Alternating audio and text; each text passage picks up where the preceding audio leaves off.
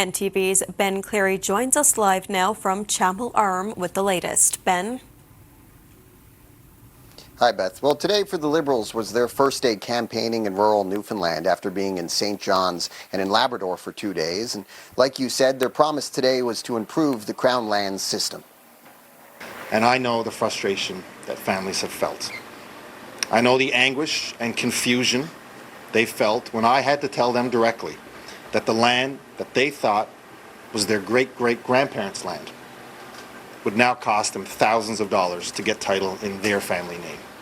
Liberal leader John Hogan says the current Crown lands application process has people jumping through too many hoops. If he's re-elected, he says government will expedite approvals for land and titles that lawyers have already certified legitimate.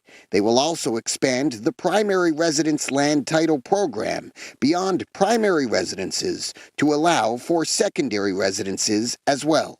So we need to make sure that everybody knows what the standards are to get that Crown land application accepted by the government. So we'll work with the Law Society of Newfoundland and Labrador to develop those standards so everybody knows, and as Greg said, everybody will now know what is and what isn't Crown land in this province. So it's really streamlining and clarifying the process. There are hundreds and thousands who don't know that they have this problem and won't know until they put their house up for sale and are told no. In Clarenville today, Hogan was joined by his candidate for the district of Terra Nova, Greg French, who is also a lawyer.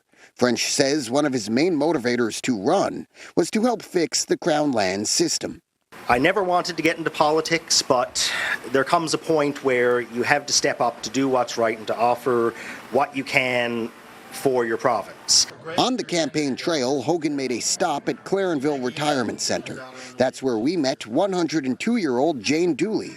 Dooley, who turns 103 in a couple weeks, says she has voted both blue and red over the years. PCs and the Liberals, I was bored of them.